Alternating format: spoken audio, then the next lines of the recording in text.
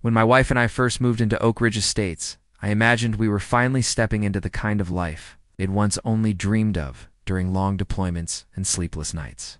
Oh. The neighborhood was manicured and peaceful, the kind of place where families rode bicycles in the cul-de-sac. Retirees trimmed their rose bushes with pride, and neighbors waved from across the driveway. After years of living out of rucksacks and operating in shadows halfway across the world, I craved that quiet.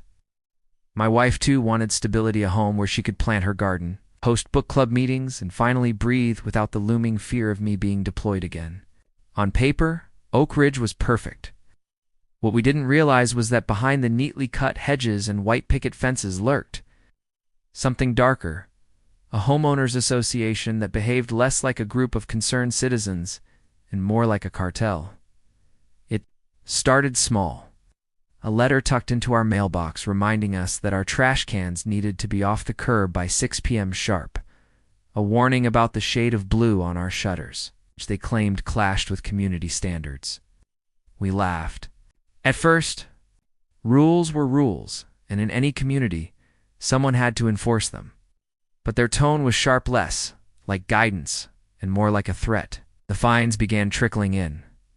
$100 for having our lawn 2 inches higher than regulation, $450 for a flower bed that apparently didn't meet their approved design. Each letter ended the same way. Failure to comply will result in further action.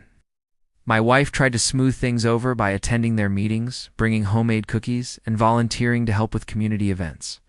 But it became obvious quickly that the HOA wasn't interested in neighbors. They were interested in control. I had dealt with warlords in remote villages, militia leaders who ruled by fear, and insurgents who believed power was everything. The Oak Ridge HOA might have dressed their tyranny in khakis and polo shirts, but their tactics were cut from the same cloth. I could see it in their eyes at those monthly meetings, the satisfaction of power, the subtle intimidation of anyone who dared raise a question. They operated like a gang, and as with all gangs, compliance was demanded, not requested. My wife urged patience. "Let's just keep our heads down," she said. "This isn't worth a fight." I wanted to believe her. But I also knew that predators never stop on their own.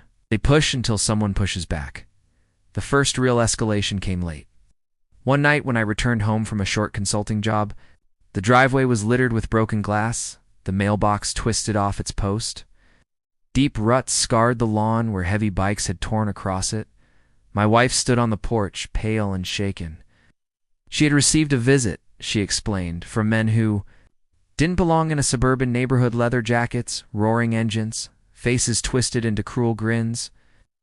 They had called themselves friends of the HOA and warned her that we had better learn to cooperate or things would get worse. She tried to call the HOA president afterward, hoping it was some misunderstanding, but the line went dead after a cold chuckle. That was the moment the last illusion shattered. This wasn't about grass height or shutters anymore. This was extortion, plain and simple. 2 nights later, they took her. I came home to silence, the house too still. Her phone lay on the kitchen counter, buzzing with missed calls from me. Outside, neighbors peeked from behind blinds, whispering but offering no help. Tire marks once again scarred the street, leading away toward the main road. I knew instantly what had happened. Witnesses later said a group of bikers had pulled up, grabbed her, shoved her into a van before roaring off into the night. Nobody intervened. Nobody called the police. And that told me everything. Fear had strangled this neighborhood long before we arrived. The HOA had its claws in deep, and the bikers were their muscle. They thought they had silenced us. What they didn't know, what they couldn't possibly have guessed, was who I truly was. My wife knew me as the man who mowed the lawn on Saturdays and grilled steaks on Sundays, but before that life, I had been something else entirely. I had led teams into hostile territory, dismantled terror cells, and survived firefights most men couldn't imagine. I was Delta Force, a ghost, a hunter, trained to disappear and reappear where my enemies least expected. And if those bikers thought they had broken me by taking my wife, they were dead wrong. They had just made the most fatal mistake of their lives. The moment I realized they had taken her, something inside me shifted. The quiet suburban husband vanished, and the commander, the man I had buried when I retired from Delta, stepped forward. I didn't panic. Panic was for civilians. Instead, I moved with precision, cataloging every detail like I was back in hostile territory. The tire tracks leading from my driveway told me the size of the bikes, their weight, even how fast they had peeled out. Oil droplets dotted the asphalt, and I caught the faint temps of cheap exhaust mixed with gasoline. They might have thought they disappeared into the night, but I could track a convoy through a desert storm. I wasn't about to lose them on my own streets. The police would be useless. Either they were in the hose pocket or too afraid to take on a biker gang at the HOA's beck and call. I couldn't afford the delay of reports, paperwork, or waiting for a patrol car to show up. My wife's life was measured in minutes, not hours. I grabbed my go bag from the hall closet, black duffel I had sworn I'd never touch again. Inside lay tools I hadn't carried in years, a combat knife worn from use, a Glock 19 fitted with a suppressor, night vision goggles, and lockpicks. Old friends, familiar as the weight of my own hands. I holstered the pistol, slung the bag across my back, and stepped into the night. The hunt had begun. I followed the tracks past the neat rows of Oak Ridge homes until the trail merged with the main road. From there it got trickier, but not impossible. I spoke to a night clerk at a gas station half a mile down, he remembered. The roar of engines, the flash of leather jackets, and the sound of someone shouting from inside the van. He looked at me with wide eyes when I asked which way they'd gone. I didn't give him details, didn't have to. The fear in his face told me enough. Everyone knew these bikers and nobody dared cross them.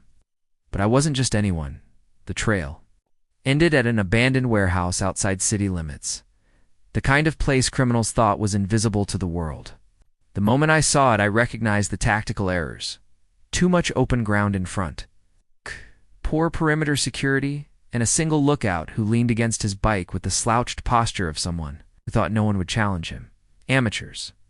I circled wide, keeping low in the brush, until I was close enough to hear voices echoing through the corrugated metal walls.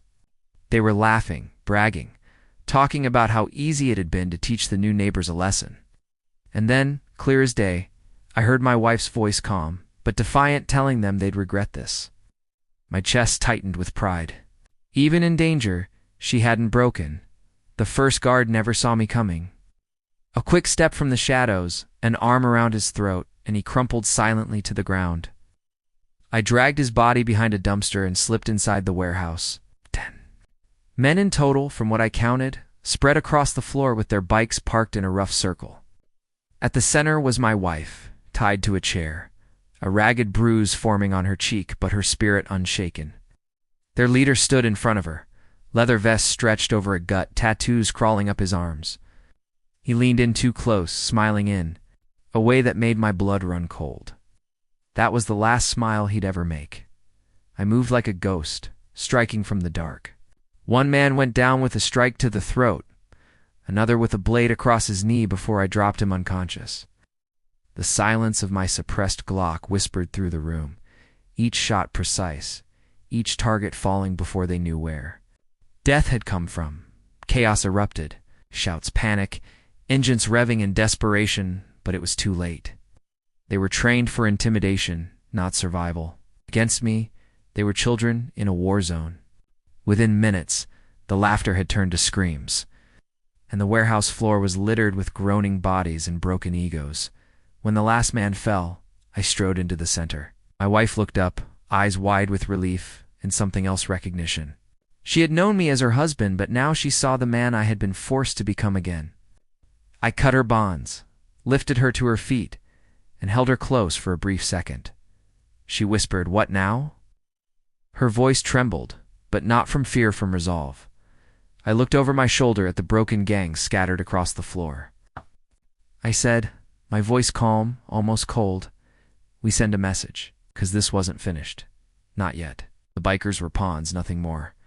The true enemy still sat in their tidy HOA offices, sipping coffee and thinking they were untouchable. They had declared war on me the moment they set their sights on my family, and I was going to show them that when you go after a soldier's home, You don't just fight a neighbor, you fight a war you cannot possibly win.